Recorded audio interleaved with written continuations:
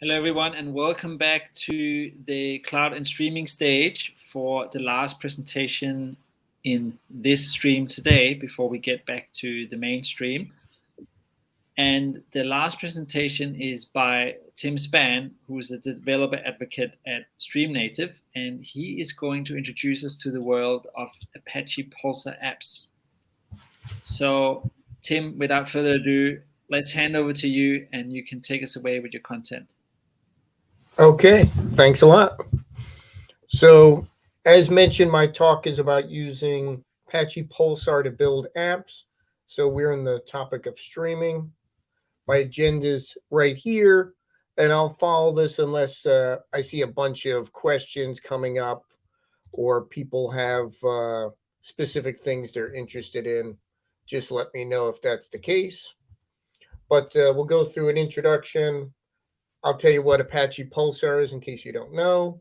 Go through Apache Pulsar functions and go through a couple other frameworks that work well for building real-time streaming messaging apps together. And we'll cover those quickly. I'll go over some demos and leave a lot of time for Q&A. Everything you see here will be made available in GitHub, and we'll make sure you have those slides.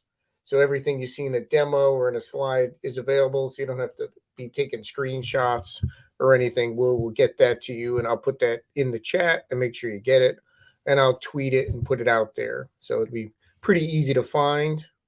I've been doing this for a little while for a couple of different companies, Cloudera, Pivotal, Hortonworks, Ernst & Young, and now at Stream Native. I do a weekly newsletter, covers the major streaming open source frameworks out there. I put in slides, blogs, articles, podcasts, videos, GitHub repositories that are interesting. And I do that every week. If you want, you could take a look at it and join it on LinkedIn. Otherwise, I put a copy of all the content linked right into GitHub. Pretty easy to do there. So as I mentioned, there's a couple of things working together to build these Pulsar apps. You could do it all with Pulsar, but to me, the super friends working together make this more powerful. And we'll cover a little bit of those other ones. FLiP to do some processing and do some real-time SQL. NiFi to get data into the pipeline, get it started. Spark for some ETL. Pinot for doing some fancy data analytics. And I mentioned those Pulsar functions, which is our serverless microservices, and we could do those in Python, Java, or Golang. I just like that screen. So what's unique about Pulsar, I'm sure everyone's heard of Kafka. Pulsar is similar, but it's got a few things built in that make it a little different, and those differences are important. It was designed not just to support the new streaming protocols out there, but also to support legacy workloads. So you could support things like MQTT, things like standard messaging and work queues. We support the RabbitMQ protocol. You could do messaging with WebSockets, get a lot of different support for different styles of messaging, different protocols, and still be able to build, fast, real-time, event-driven apps without any worries there, and as scalable as you need to. We'll touch a little bit on that. What's cool is we could do messaging, which is things like work queues, which is things like lots of consumers, maybe persistent messages, maybe not, and streaming, traditional things you see in Kafka and Kinesis, like CDC, event-driven programming, exactly once, things in order, those sort of things. If you haven't heard of Pulsar, there's a lot of people who have. We've got over 500 contributors, over 7,000 people in our Slack. We definitely could use a few more. 10,000 plus commits, and that's just always going up. And over 1,000 organizations around the world who are using Pulsar now. They are Pulsar and Kafka, very similar, but Pulsar, which came later, adds some features beyond Kafka. Again, the ability to do queuing. Pulsar was designed from its onset to be cloud native, so we can run in cloud without any kind of heavy lifting or any kind of special requirements there, because we separate the compute and storage, and that's how it goes. So you don't have one big node that has everything in it. You've got Pulsar brokers that just do, messaging and interacting with consumers and producers, and someplace that stores your data. Out of the box for the open source, you get geo-replication, multi-tenancy, again, important when I'm going to support lots of different messaging protocols. So I might be moving 40 or 50 existing clusters and all different types into one, messaging system to do that. Every kind of security from the onset to the end, whether it's SSL support, encrypted messages, ton of different options there to keep you as secure as possible. Pulsar does its own rebalancing. You don't have to, manually bring down brokers to rebalance your system. If you add another node into Pulsar, it's just used, which is great. Latency is really low, and in tests at multiple scales, it's proven a little faster than Kafka there, depending on your use case. So having one centralized cluster or one way to manage multiple clusters. What's nice is, you could have one cluster because it's multi-tenant to scale out as big as you need to, but you could just, if you have multiple clusters, you can manage them all from one area. Easy to scale up or out easily. Again, with that cloud native, you don't have to worry about adding giant expensive nodes when you need to expand your system. With that geo replication, so you can run this anywhere in the world you need to without too much problems. Built-in ability to run your existing apps. So when we support those older protocols, we are not just partial support. You could use those existing apps, point them to Pulsar instead of Rabbit or instead of Kafka or instead of MQTT, and just keep going. There's also different support in the community for JMS, for other messaging systems like RocketMQ. So you have a lot of options with one messaging system, so it makes it pretty straightforward. Now, as Pulsar, we said it's cloud native, and we separate that compute and storage. So compute is handled by Pulsar brokers. This is doing message handling. Things are routed, handles connections. Maybe there's a little cache there, but that's not where your messages are stored. Automatically load balances. And things are broken up into segments to be able to distribute them and scale out easily. We store the messages in Apache Bookkeeper. Call these nodes bookie nodes. This is where the messages are. This is where cursors are to point to things, which is nice. You don't have to handle that as a consumer. So that works out good. This is nice. It's not just one log file or flat file sitting somewhere. This is an actual data store, a legit database with segments and ledgers. Very easy. You add a new node, things stripe out. Kind of similar idea to how HDFS works. Metadata is stored in a separate system. If you're running in Kubernetes, obviously you're going to want to use etcd. If you're in the old world of Hadoop, and the original metadata storage was Zookeeper. And we have support for RocksDB, and we're adding more. If you're interested in that, that's a very open source API, very easy to extend that if you want to use some other metadata storage system. Messages. That's kind of the key, most important thing when you're doing messaging or streaming is your data, your basic unit traveling through the system, and we call it a message. You can call it an event, call it an object, data, whatever you want.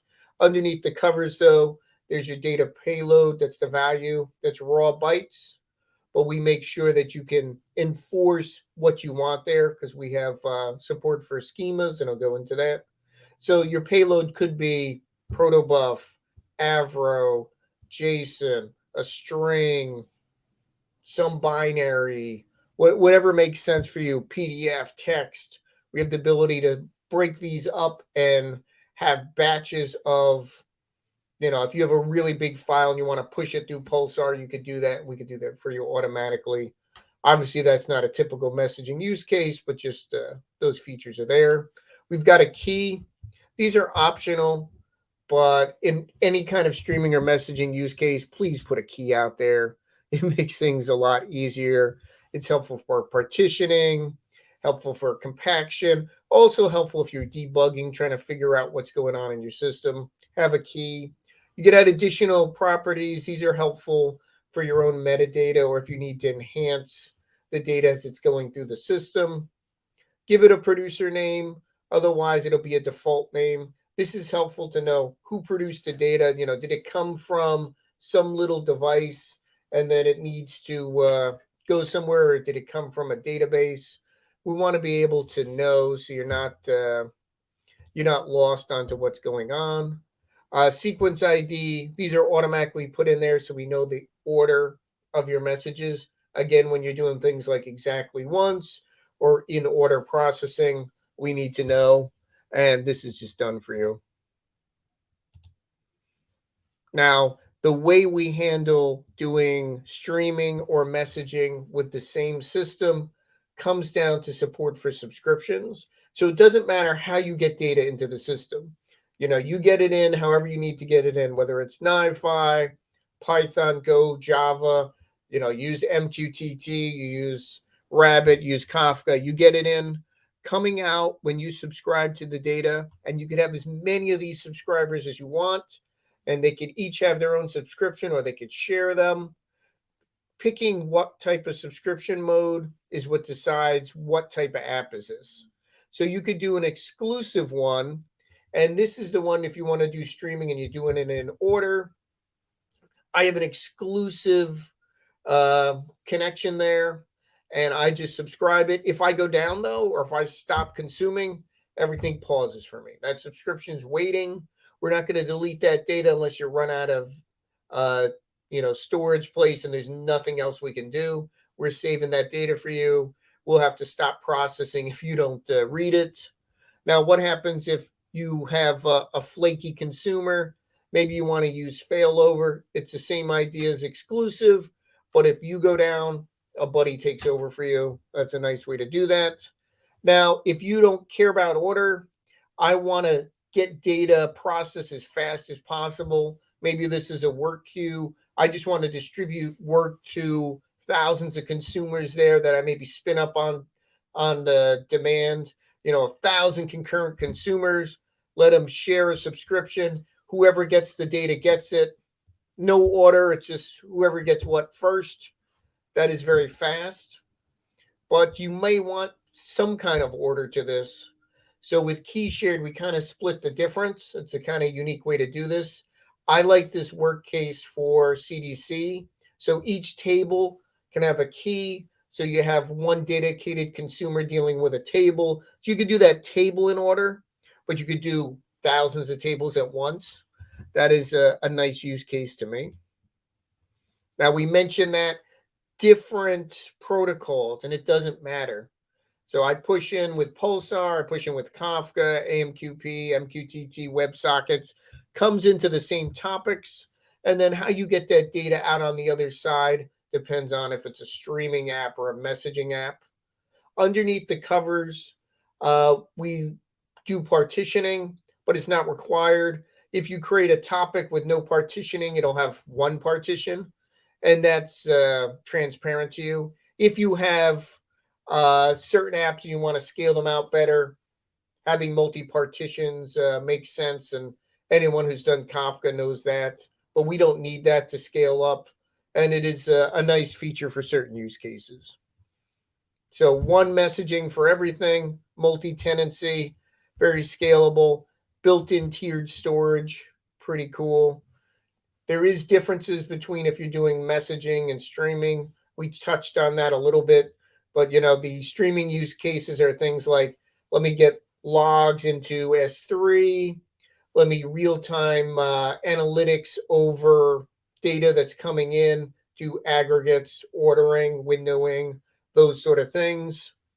Messaging, like you send an email. I want to schedule some messages, and at certain points, they're going to get sent out.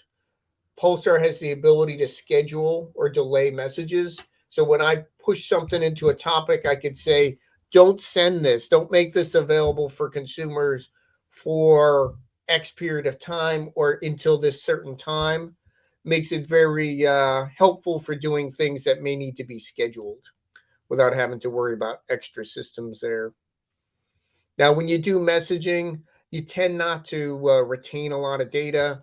You're designed for pushing things through as quickly as possible. Sometimes it's data that's transient. Sometimes it's data that's, if I miss a few messages, not the end of the world. Say, like you have some kind of sensor that's sending a constant stream of the same data. Maybe I only care about sampling it or when there's an alert or something changes. In streaming, I want every event. I want things in order. This is things where I want to see every log. I want to see every event, every piece of data coming in, lots of volume there.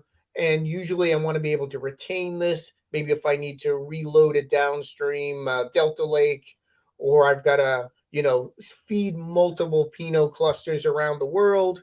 I want to be able to go back to maybe the first record I ever put in and then read them in order, replay that.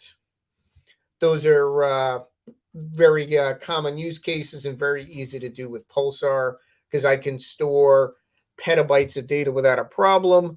And to keep it cheaper for people, that tiered storage can be automatic. So you hit a certain volume, time, and it'll automatically tier that out into something like S3 or HDFS or ADLS2.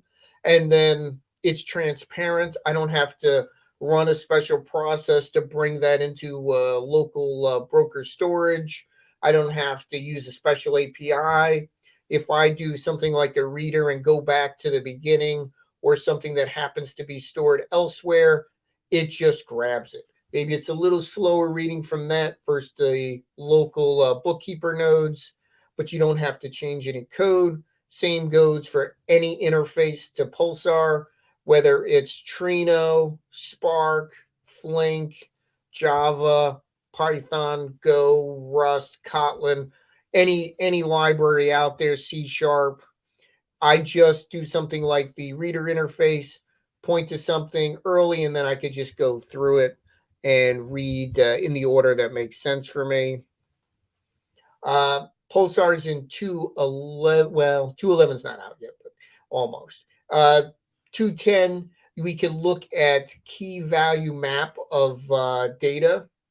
And this provides, these table views provide another way of looking at the data. And this is a read-only way to see what's the most current data. This is useful to, for certain use cases, especially if you're looking at what's the most current values. A common use case for that my friend David mentions is for stocks. I want to know the current value of the stock and its key. That could be useful in a lot of apps without having to consume back or do your own caching or use some third-party thing to store your data. Using the table view, it'll have an internally compacted view of that with no extra work for you. Just use that API. Pulsar and Kafka sound pretty familiar and similar. So here's a couple of checkpoints just so you see why you might use one versus the other. A lot of things in common, but I'll point out a couple things different. The tiered storage is in the open source in Pulsar. We retain messages based on acknowledgement, not just time-based, you go past a certain time and it's gone. until you acknowledge it. So every time you get a message, you acknowledge it, or you acknowledge them in groups, so that I know, which messages were touched, which ones weren't. Very important there. What's different? Being able to do queuing with round robining or key based support for a dead letter queue, having those scheduled or delayed messaging, being able to have high availabilities on writes. That's something we get from having those segmented storage. Pretty easy to scale out. You can support a bunch of nodes failing and still be able to write, because we do that segmented writes to multiple nodes. And right now, there's people with millions of topics, and having the multi-tenancy, breaking them up into different groups, makes that number go up. And we're just enhancing that now to make that even larger, to even get past, millions. Again, multi-tenancy schema in there, encryption, all that's out of the box. And we touched on schemas. There's a schema registry built into Pulsar to make this pretty easy.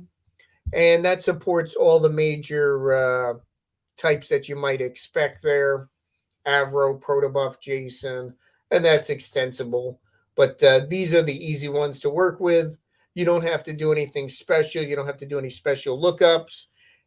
If I want to be the first person to create the schema, I could just create something like a Java bean or a Python class, set naming and typing, and then when I push that first message into a topic, it's going to build that schema, the first version of it for me. And then when I consume it, I'll get it back down the other side. And what's nice is don't have to be both Java apps. It could be Python, Java. And these schemas are supported by Trino, by Spark SQL, and by Flink SQL. So once you define a schema, now it's a virtual table in multiple systems while that data is streaming in events. Makes it very easy to be able to work with data. And schema's nice. I like to use JSON data, JSON schemas, keep things consistent, set up a contract between, producers and consumers of data, especially since you may have a lot of different ones. Keep your data clean. And again, using that SQL, we support it in a couple of different systems there. Pretty easy. So Pulsar can do a lot with your data. It's pretty easy to get things in and out. Like Kafka, we have sources and sinks. You set up a little YAML, deploy it, and you can start streaming data without any code. Same on the other end when I'm going to sync that out to something, and there's a ton of those. And we also support the Kafka Connect ones out there, so you can reuse those systems that you have, since we have that support for Kafka. And as you saw, the different protocols, those are the main three that we support. We mentioned those processing engines, bunch of different ones. What's nice is when we say we support different protocols, it's not some little partial proxy somewhere or some conversion layer that doesn't support everything.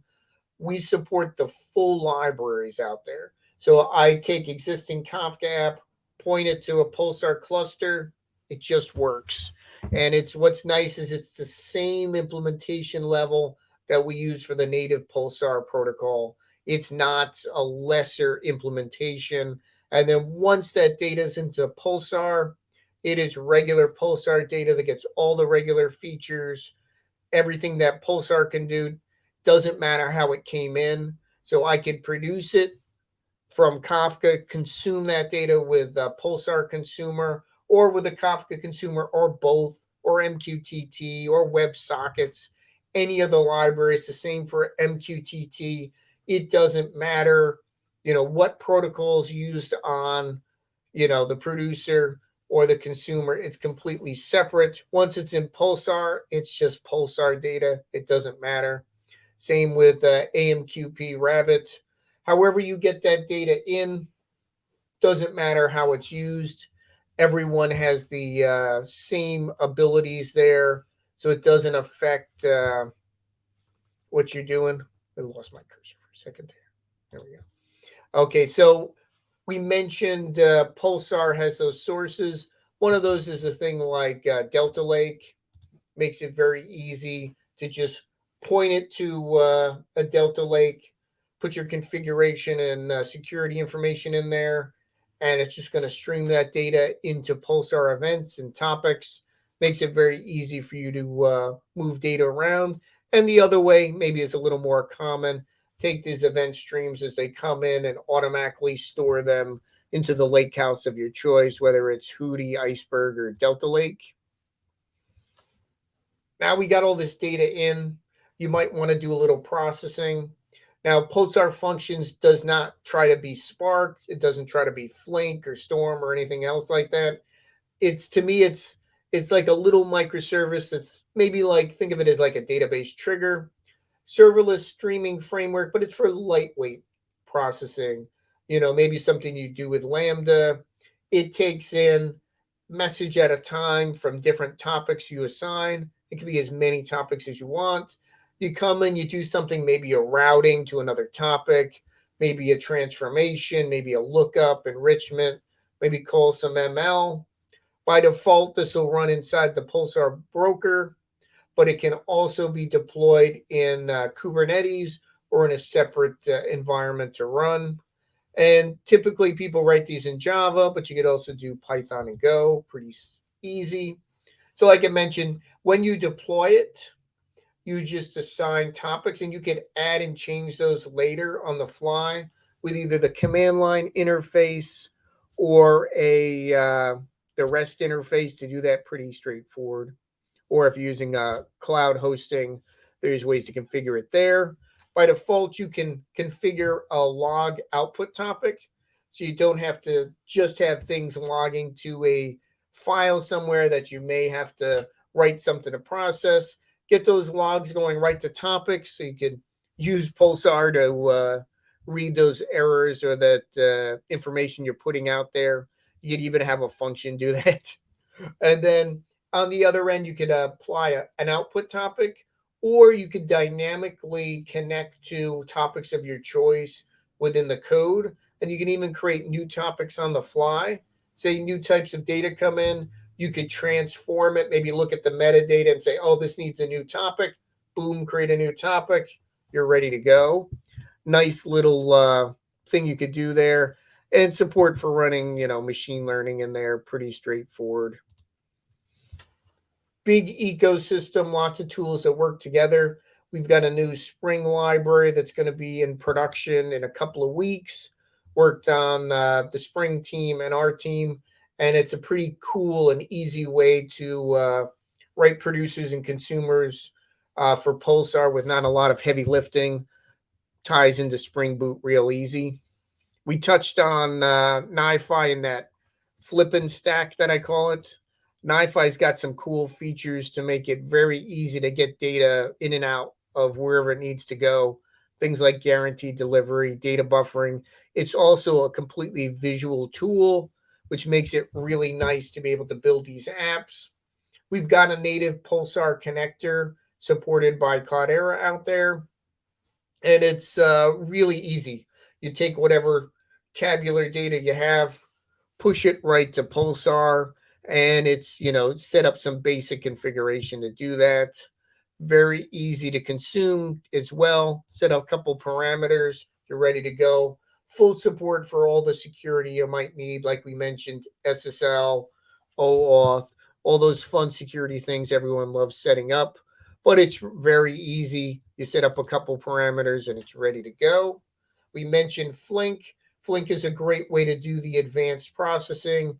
I like to use FLiP for its SQL, so I can query these tables that have schemas on the fly while it's still an event, join it together with other streams of data, look at windows of data. Lots of cool things you could do with FLiP SQL and do that at tremendous scale.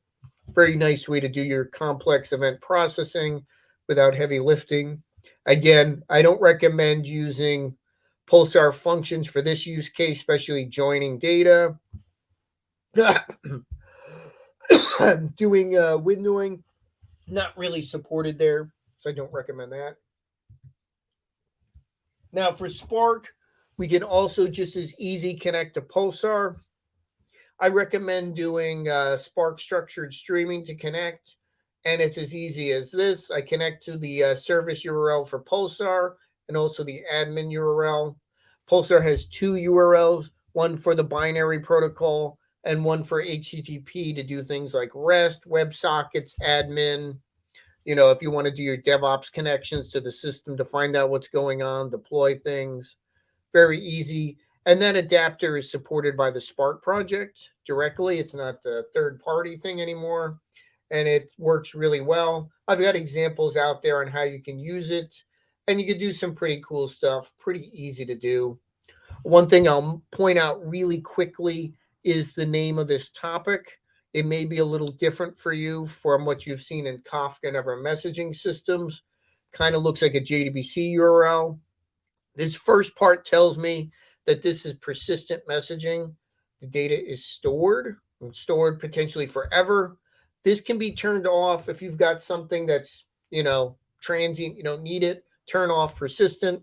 Most people leave it on. Public is my tenant. Again, multi-tenants. This is the default built-in one. Probably shouldn't use this one unless you're lazy like me. You create your own tenants and you create as many as you need. Maybe one for each company you work with, maybe one for each business unit, one per app. And underneath there, you have as many namespaces as you need. Default is the default one. You could have, hundreds of these, and then your topic name. What's nice is because I have these tenant namespaces and topics, I don't have to have weird topics or try to define where I am. By knowing that tenant namespace, you can isolate different apps, business units, companies, and run them multi-tenant without people knowing about each other or having security access to them. Pretty straightforward there. Again, having those schema means it automatically comes through in Spark. I don't have to do any extra work to try to figure out what the fields are. It's nice. And you could use Java, Scala, or Python to do that. Good place to do your ETL or ELT, however you're doing that. Also a good way to connect to ML. And that connector is pretty fast for Spark. Let's look at some demos. Hopefully my system hasn't crashed or things have fallen asleep. I'm doing the brave thing of running every piece of software that's available in the open source on one laptop. What could go wrong? If something does go wrong, which, live demos, everyone's favorite, could happen. I've got the GitHubs. I'll post these in the chat. And this follows through all the different ways to set up things. This one is connecting sensor data through Pulsar into Apache Pinot. This one over here, I've got a lot of different use cases. So this is kind of the mega demo, links to a bunch of different ones for different types of data. This one is one I have for real-time plane tracking, and we'll show you that.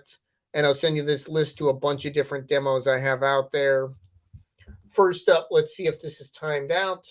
This is Apache NiFi.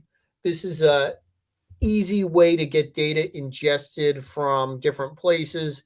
As you can see, it runs graphically, which is pretty cool. I don't have to write any code. I might run a little SQL over here if I wanted to.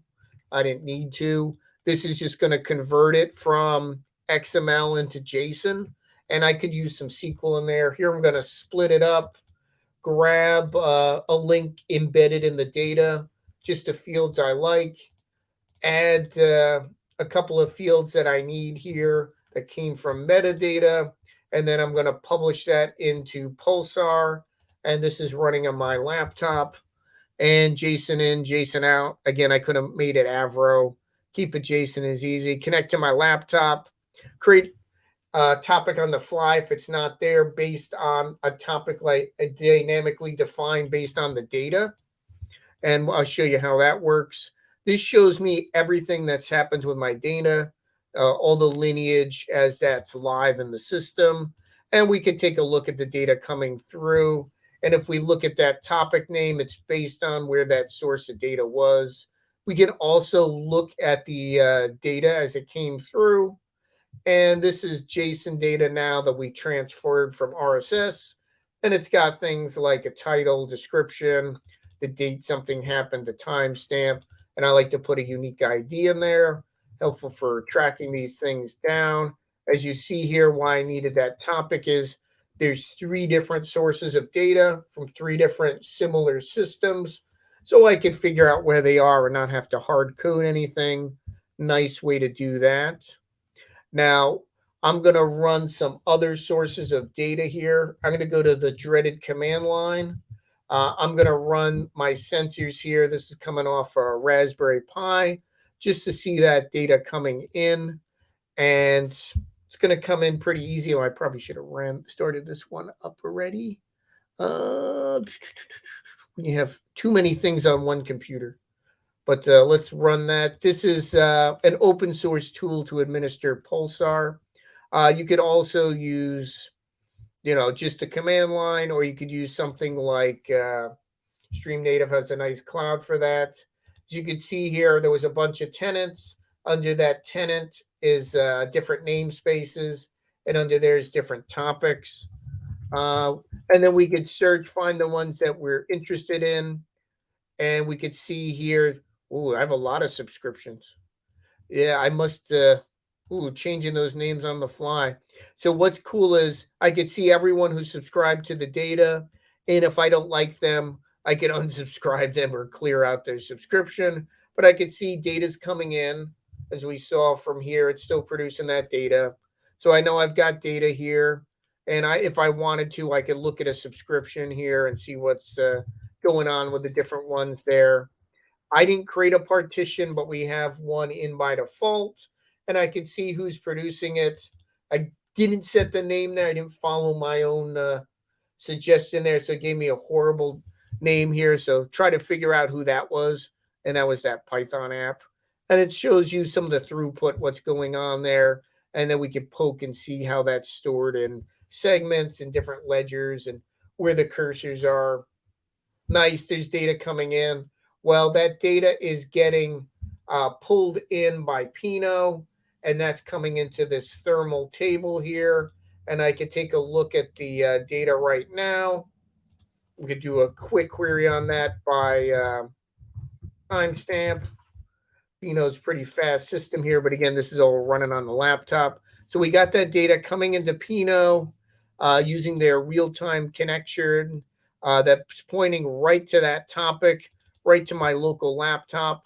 So I don't have to write any code. This is just doing the table connection there. Pinot has a Pulsar connector, makes it very easy. And then I could use that for any kind of Pinot app. And that can include things like a superset dashboard. So now that real-time data has gone from real-time events to a real-time table to a dashboard without any heavy lifting. Pretty straightforward to do. And I could see that data as it's coming in, and I could play around with the fields, how I want to create charts on the fly. Pretty easy to do that. We got 7 minutes left. If anyone has any questions, start putting them out there, and I'll make sure I take a look at those before we get towards the end. But from here, we have the data in Pinot. I have other sources of data. I've got a real-time plane tracking application running on that same Raspberry Pi, and I can run that data feed next. And this is just a Python app that is connecting to that local flight aware system. And this produces data really fast. As you can see, when we're tracking these planes, there is a lot of data there. Let's see if my thing has crashed here. It hasn't, but I've put a lot of data on my map. If you want to know where in the world I live, it is in America. As you can see, I don't know why that's, I didn't press this out. I may be sending too much, and on Earth. I may be blowing up this map here, trying to go too fast. Again, all this is running on one laptop with also this presentation and all this live. But yeah, we reload that. A little easier to see in a column here. And as that data comes in, we get more. The same thing for that thermal. For running the thermal, we'll start getting more data there. Pretty straightforward. This is a WebSocket connection from this simple web page into Pulsar, and I've got that fully documented. And if we watch now that we're doing it real time, if you look as new records come in, they'll pop up on the screen. As you see, we got a new one here. That's my time over here in New Jersey on the East Coast of the US. And it's about every 5 seconds we get another record in. Pretty straightforward, but just gives you an idea how easy it is to get data in and out of the system. And boom, stop sending data. If you look here, you can see the fields, it's JSON, and we've got a schema. Because of that schema, I can access that really easy in Pinot. I can access that really easy in Superset, really easy in Trino, in Flink SQL, Spark SQL.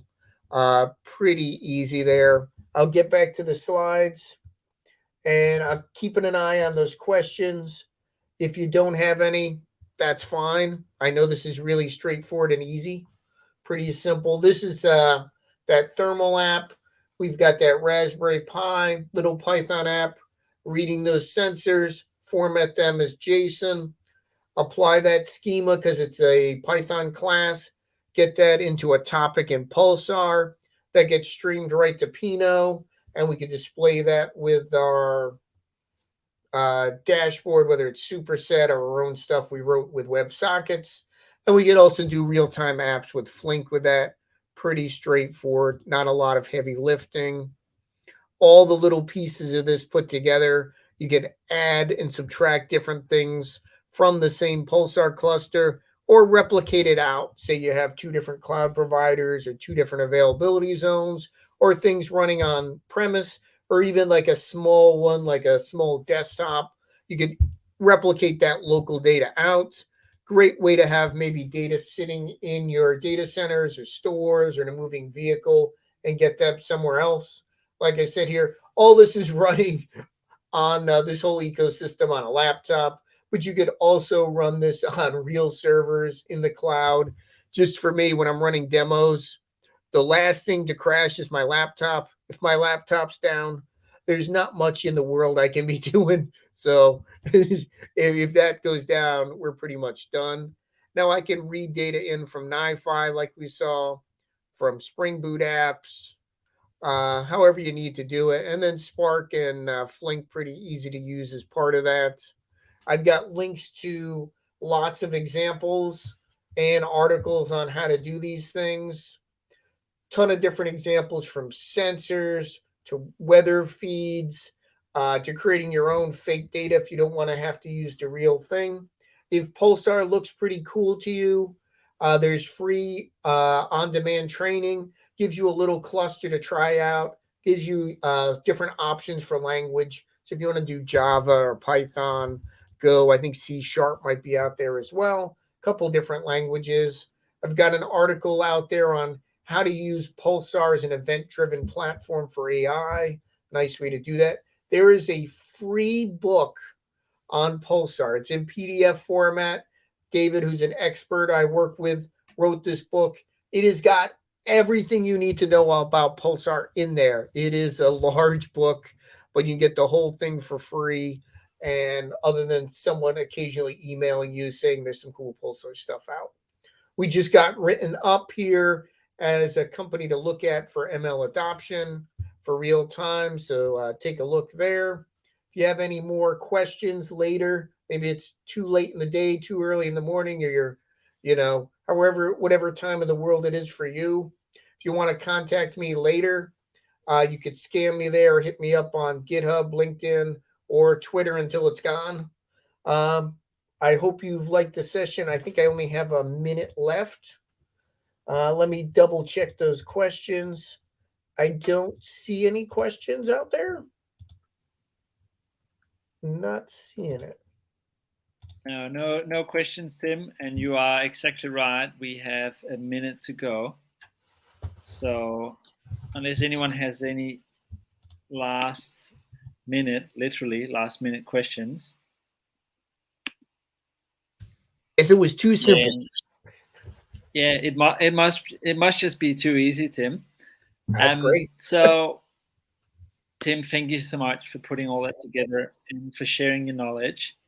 Very thorough, and lots of content in there. And what better than free content and a free book at the end? We can't ask for more. So Tim, thank you for taking the time to join us today all the way from the USA. Now, everyone listening out there, in 6 minutes, we will have the last presentation of the day, which is the last keynote, which is over in the data management stream. So when we finish up here, head over there and get the last presentation in. Other than that, please reach out to Tim and connect with him. He's shown you his GitHub and other places where you can get in contact with him. Thank you. Thank you, Tim, and all the best.